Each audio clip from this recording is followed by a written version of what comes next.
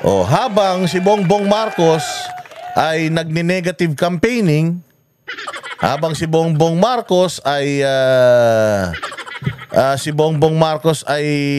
pinagmamalaki yung kanyang Team Suka ay mali pala. Yung Team Magnanaka ay mali pala. Team Sinusuka at saka Team May Toyo, o eto, yung mga kandidato ni Pastor Apollo Quiboloy at ni Pangulong Rodrigo Duterte. Pinapakita nila yung ano yung kanilang plataforma. Sinasabi nila ano yung mga gusto nilang gawin sa bayang Pilipinas. Eh yung mga kandidato nila, wala. Puros pa-showbiz. Puros kasinungalingan. Ni walang plano para sa bayan. Pag nakaupo, doon palang mag-iisip kung anong mga batas yung ipatutupad. Pastor Apollo Quiboloy, 70 na kagad ang nagawa, mahigit. At nadadagdagan pa yan everyday. Tapos magsasabi, parang pinabili ng suka. Tapos mamatahin. Hindi alam nito ni Bongbong na 80%, 70% to 80% ng Pilipino mahirap. Oh, kaya yan out of touch yung presidente ninyo. Walang alam. Akala niya cool na cool siya. Eh, siya nga yung amoy maasim. Yung anak nga niya, bineso-beso siya, nandiri pa sa kanya eh. Paano? Laging pawis. Ewan ko kung ano kasing sinisinghot. Kung anong hinihipak. Kaya ganyan, lumalabas sa katawan yung panghe. Yan ang sinasabi ko eh. O ngayon, ano ang sagot ng mga piling kandidato ng PDP laban diyan sa suka? Statement neto ni Bongbong. O, pakinggan natin sinasabi ni Bato.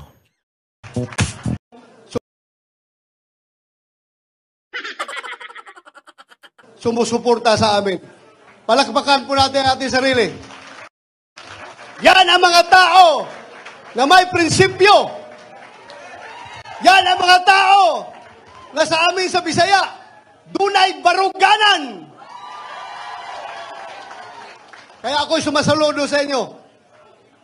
Sa Bisaya pa, bahalag mga bungi. Basta dili gyud ko mod-ag baruganan. Kung sa Tagalog pa, bahala ko mga awan ko, basta bungi. Bahalag mga bungi. Basta, hindi ako lilipat ng kampo. Yon po, itaga nyo sa bato. Alam po ninyo, noong Sunday, February 11, official first day of the campaign period, wala po tayong ginawa. Pinauna natin yung kabila. Sige, mag-proclaim kayo dyan. Kami, mga dihado kami, dito lang kami mamaya after 2 days. Today, 13 kami mag-proclamation. Hinayaan natin sila. Ang ginawa namin ni Atty. Jimmy Bundok, pumunta kami sa simbahan sa Lourdes Church dito sa Quezon City. Kami po'y nagsimba doon kasi we believe na bago ka sasabak sa napaka-importanting bagay, kagaya nung kami ay mga sundalo pa, bago kami mag-jump off, aakyat sa bundok para makipaggira sa mga NPA, ginagather ko yung mga tao ko. Kami lahat nagdadasal, Lord, sana 50 kami na aalis. Sana 50 rin kami makakabalik dito sa aming kampo. Yan ang palagi naming dasal. Na sana, Lord, bigyan mo kami ng lakas, presence of mind, para hindi kami matalo sa gira na ito. Kahit na ilang libong NPA yan, talagang uupakan namin yan, hindi kami atras. Basta nandiyan ka lang, Lord, huwag po kaming iwan. Yun po ang dasal namin. Kaya, February 11 was a very special date for us. Kaya kami ni Atty. Jimmy Bundok, we decided to go to church. Nagsimba kami at humingi ng blessing kay Lord. Na sana, Lord, yung aming campaign period, kaming lahat ng team PDP Laban, Team PDP Laban Plus, kasama yung aming mga adopted members ng aming partido, sana po bigyan mo kami ng lakas, bigyan mo kami ng magandang kalusugan para matapos namin yung aming kampanya. So, despite the moment, sa inyo na yung February 11 at sa amin ang February 13, you have the moment. Pero, bakit tayo tinitira? Ibig bang sabihin, takot sila sa atin? Aon, bakit tayo tinitira? Ibig sabihin ba takot sila sa atin? Well, apparently, yes. Bakit? Kung talagang walang kwenta itong mga kandidato ni Pangulong Duterte, why bother talking about them? Kaya dito masasabi, mahina talaga ang kukote ng ng campaign team ni Bongbong Marcos eh. Wala na kasi si Attorney Vic dyan eh. Kaya ayan, umpisa pa lang mali na kagad yung approach. Kung talagang walang kwenta yung kabila, why bother thinking about them? More so, why bother talking about them? Ano ba sila pag-uusapan? Wala na nga silang kwenta eh. Di ba? Wala naman pala silang panalo eh. Bakit pinasisikat mo pa? It just shows na iba ang sabi nga, tulak ng bibig, kabig ng dibdib. Iba yung gawa, iba yung salita. Na kunyari, baliwala sa kanila, it's a cakewalk. Kunyari, easy win lang to sa kanila. Pero sa totoo lang, basa ng mga kilikili nila sa kaba. Paano ba naman? Miski naman ako yung kandidato ni Bongbong Marcos eh. Kakabahan ako. Pucha, ang magkakandidato sa akin, tax evader. Magnanakaw yung tatay. Magnanakaw yung nanay. Walang alam sa bagyo. Bobong presidente. Walang alam sa estado ng Pilipinas. Miski ako sila Tito Soto, kakabahan din ako eh.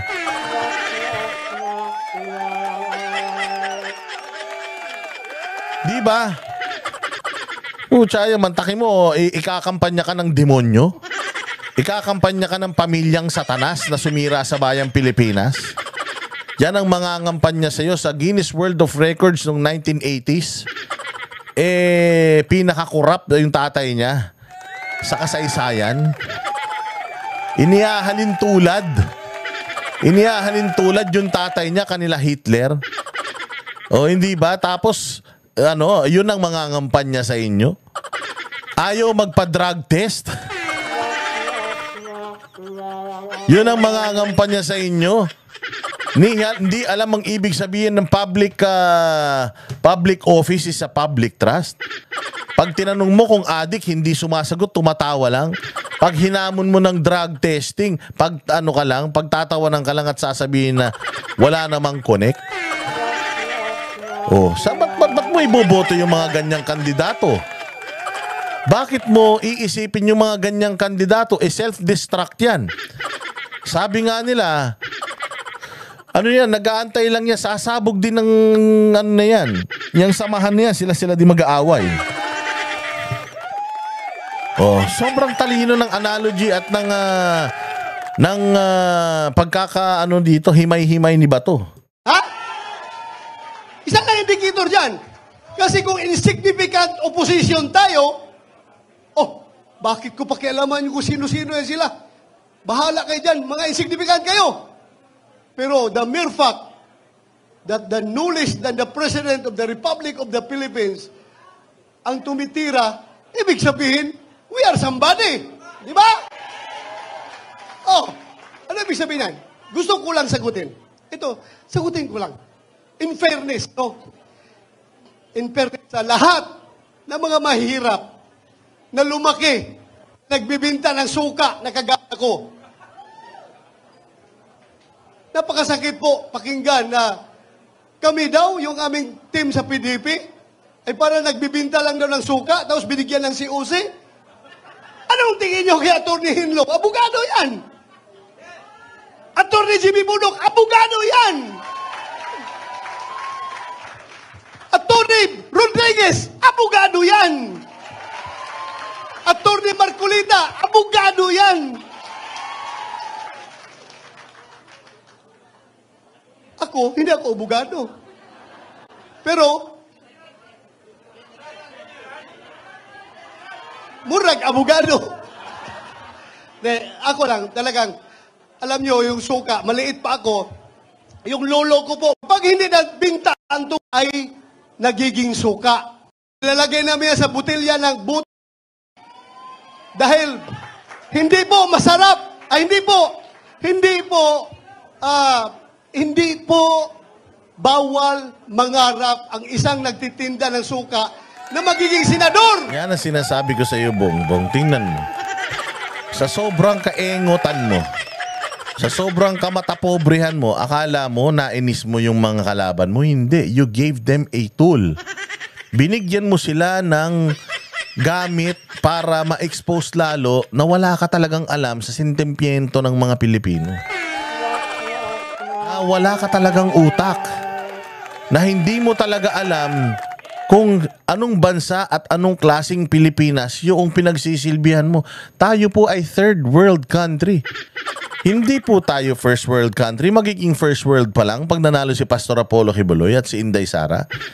Pero third world country po tayo. Maraming mahihirap dito. Tapos bibigyan mo sila ng mga malamata, pobre mong mga litanya.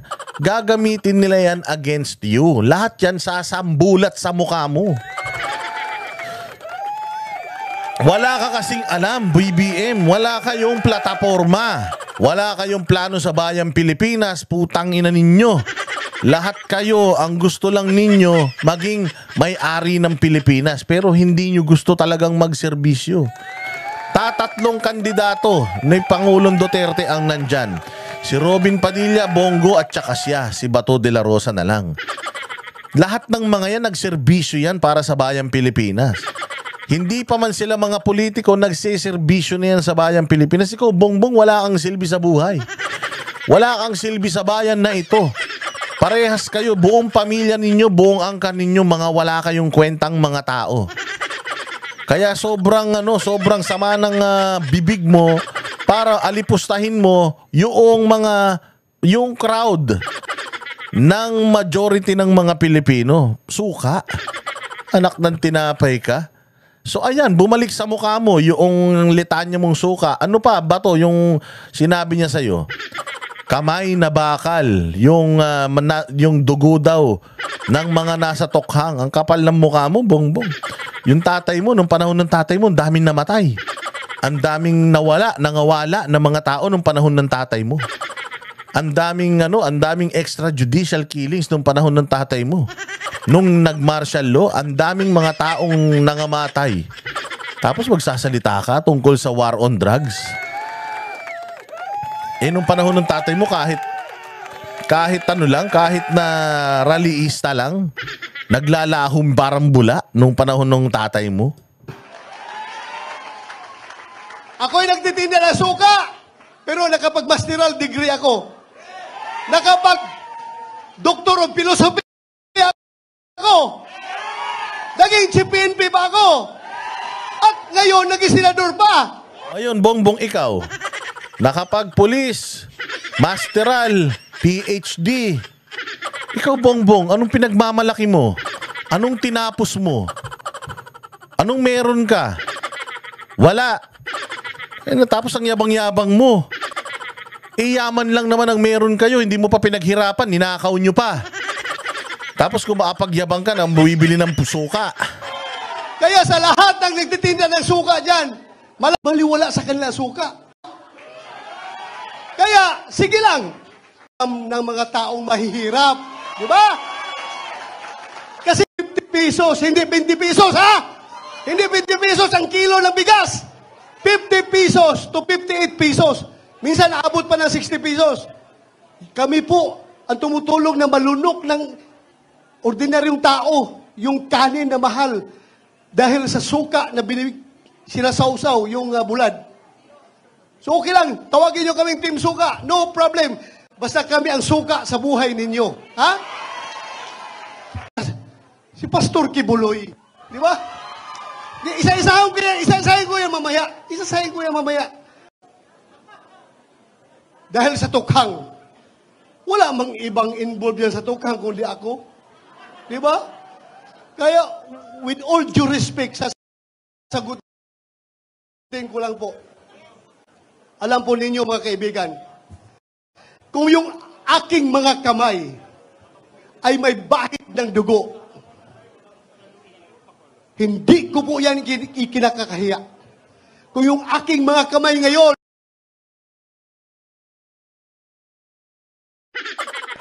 kung kinakain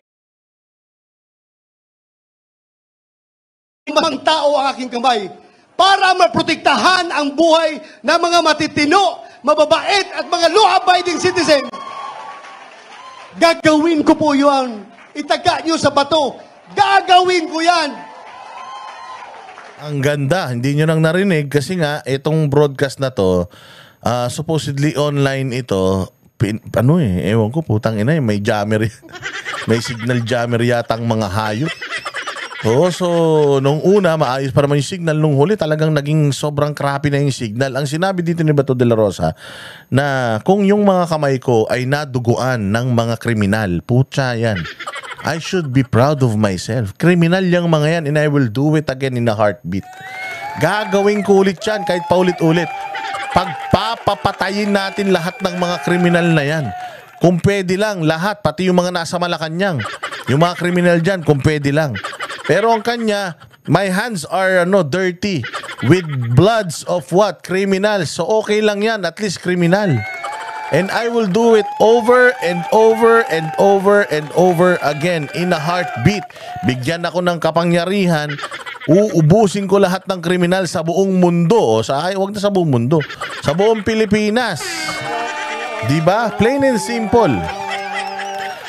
Kaya nga sabi ko nga itong malamata pobre na statement nito ni Bongbong Marcos. Wala na. Oo, sa totoo lang. Walang kabilang-bilang. O ito, pakinggan natin yung sinabi ni Marcoleta na pinabili rin na suka.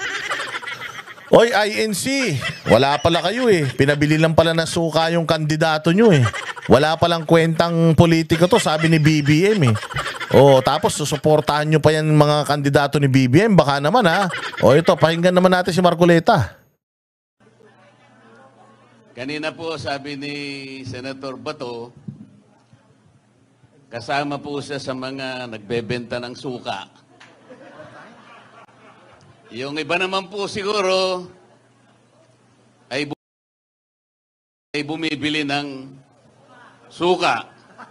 Alam po ninyo ako, dahil sa hirap yata na dinaanan ko sa aking buhay, nangungutang po ako ng suka. Pero kahit po ganun, diba, tinan mo? Yan ang sinasabi ko sa iyo, Bongbong You do not play fire with these people. You do not play bardagulan with the Duterte supporters. Oo, kasi arena namin yung bardagulan, hindi mo arena yan, sosyal ka. O mga asar ka, sa mga malalakas mang asar, kawawa ka. O tingnan mo yung mga pinabili ng suka, totoo naman pala. Bakit mo ikakahiya yung suka? Ba't mo ikakahiya yung pinabili ng suka? Si Manny Pacquiao, pinabili ng suka nung nanay niya, naging champion. Nakita niyo yung patalastas? Istorya yan ng Pilipinas Istorya yan ng normal na Pilipino. Pinabili lang suka, pagbalik, engineer na. Pinabili ng suka, pagbalik, piloto na. Kasi ganyan ng mga Pilipino na ginagapang nila yung sarili nila sa hirap at nagtatagumpay sila. Yun yung istorya ng suka Ang problema, putang na ito si Bongbong, kahit minsan sa buhay niya, hindi naghirap. Hindi pinabili ng suka ever. Kasi ang pinabili ng suka, yan yung mga naghihirap sa buhay, pinabili ng suka, pagbalik, somebody na. Yan ang ng trait ng Pilipino na gagapang, magpapakahirap at magbabalik, maunlad na. Yung reference ni Bongbong kasi, reference lang ng mata pobre. Yun yung problema sa kanya, out of touch siya Wala siya talagang alam sa mga nangyayari sa bayan. Hindi niya talaga alam yung mga ganitong istoryahe kasi nga, putya, pinanganak yan. Meron na yung gintong kutsara sa bibig niya So paano kayo tutulungan niya? Hindi nakaranas ng isang araw na walang kain niyang hinayupak. Hindi pala. Nakaranas pala ng mga panahon na walang kain yan kapag batak. O, ano pa masasabi ni Marcoleta? Kahit na tayong lahat ngayon na nandito ay pinaglihi lahat sa suka. Tayo po lahat ay nakakakilala. Alam natin kung bakit napakataas ng pangunahing bilihin sa ating bansa. Yung hindi kumakain ng suka, hindi nila alam yun. Alam din natin na lubog na tayo. Naaamoy lang natin ay suka. Pero sila hindi nila alam. Sapagkat karamihan sa kanila ay involved sa corruption.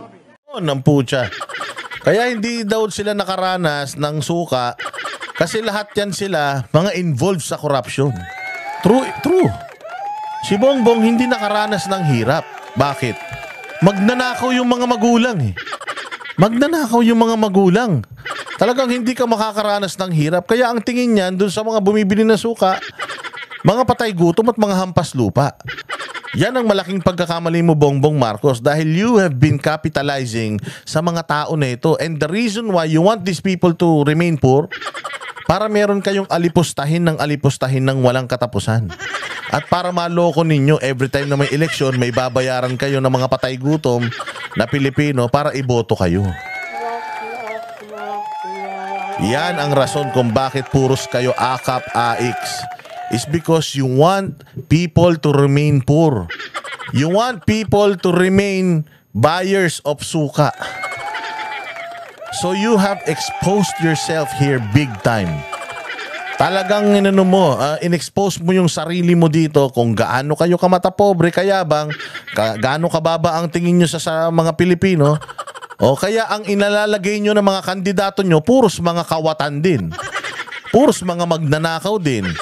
Para yung mga taong mabababa na mga tagabili lang ng suka will remain mahirap para madali nyong mabili every time na kailangan nyong makabalik sa kapangyarihan. Humirap ng humirap ang ating bansa. Pero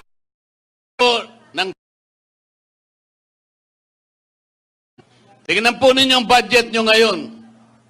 Budget natin sa taong ito, 6.325 trillion.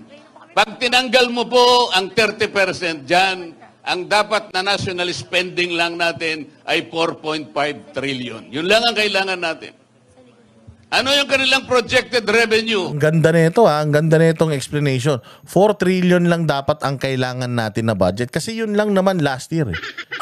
Pero dumagdag ngayon. Alam nyo kung bakit dumagdag? Kasi nga, pambibili nila ng boto sa in the guise of AKAP and AIX. And tupad. At yung 2 trilyon na yon, uutangin natin yun. Uutangin natin yung 2 trilyon. Mantakin mo sa pagpapaliwanag na to ni Marcoleta, ang kinikita natin ganito lang, tapos ang kailangan nating pera mas malaki. Halimbawa, 10 piso lang. Yung kinikita mo sa isang araw, tapos ang gastusin mo sa isang araw, 20 pesos.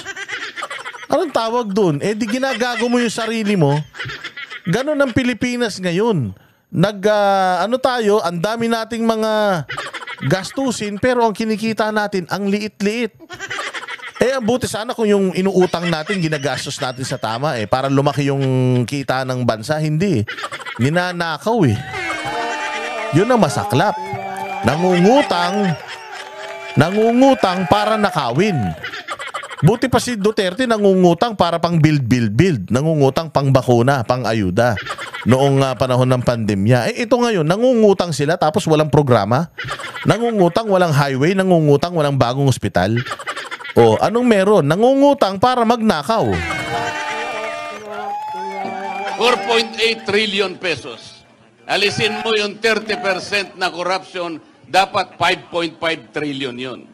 Sa mga tweed, ang gross revenue natin, kung wala ang corruption, will be 5.5 trillion. National spending, walang corruption, 4.5 trillion. Meron tayong surplus na 1 trillion pesos. Baligtad ang nangyari. Ngayon po ang ating deficit, projected deficit, 1.5 trillion pesos. Katumbas ng mangungutang tayo, 122 billion pesos per month.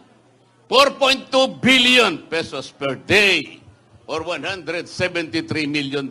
Bakit po hindi niya maintindihan yan? Bakit tayo po na ipinaglihilang sa suka ang nakakaintindi nito? Napakalaki po ng problema at hamon na hinaharap ng ating bansa. Ang ginagawa nila ay para pag-awayin ang Pilipino.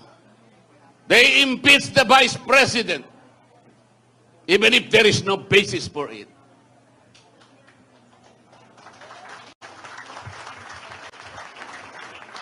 Tama po yung sinabi ng mga kasama ko. Nung pong nasa Cagayan de Oro kami, sinabi ko na, itaga mo ito sa bato, Senador. I-impeach nila ang Vice President. Nangyari na po. So, ang gagawin nila ngayon, even if the impeachment complaint was a handiwork of the 19th Congress, ang gagawin nila pagdating ng 20th Congress, pipilitin nila na doon nila litisin ang ating Vice President. There is a constitutional issue here. Kailangan po ninyo yung abogado na makakarating sa 20th Congress. Kailangan po ninyo yung abogado na lalaban para sa inyo, para sa katuwiran. Sapagkat kung wala po kayong dadalhin na abogado doon na magtatanggol, our country will be going to the dogs. Hindi ko na po hahabaan ang aking sasabihin. Nagkakaintindihan naman po tayo. Gusto ko na lamang ikwento sa inyo nung inimbita po ako ng Filipino Inventor Society.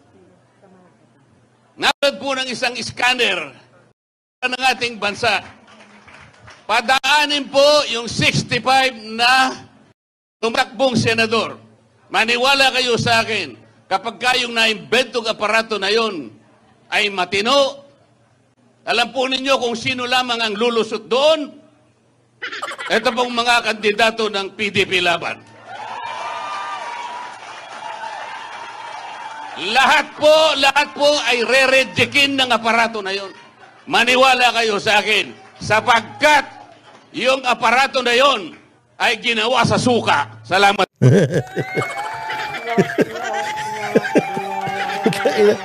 Anak na tinapay ito si Marcoleta. Yung scanner na ginawa ng mga inventor ng Pilipinas, putang ina, gawa sa suka.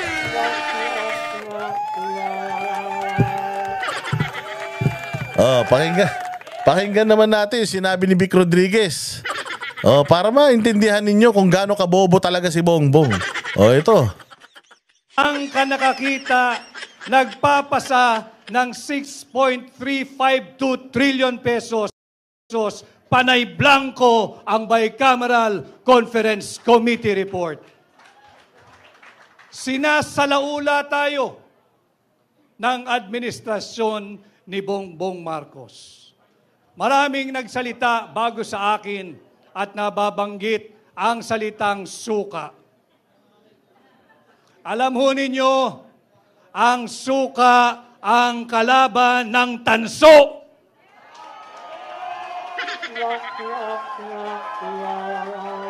Ang suka ang kalaban ng pekeng ginto.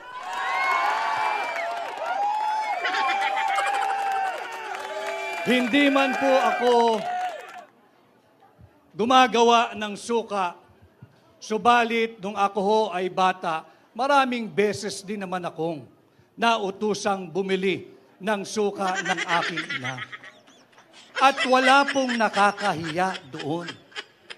Sapagkat bagamat ako ho ay nakabili ng suka ng maraming ulit at nautusang bumili ng suka ng maraming ulit, may diploma ho ako at nakapagtapos ako ng kolehiyo. Grabe. Para sinabi mo si Bongbong di nakapagtapos at walang diploma. Para sinabi mo si Bongbong walang pinag-aralan, yaman lang meron siya. Maraming alam si Vic Rodriguez na hindi natin alam. Tandaan ninyo, 2016 pa lang, ito na tagapagtanggol ni Bongbong, wala lang talagang utang na loob yung mag-asawa. Kaya sinibak nila ito matapos silang manalo at makamkam na nila yung kapangyarihan ng Pilipinas.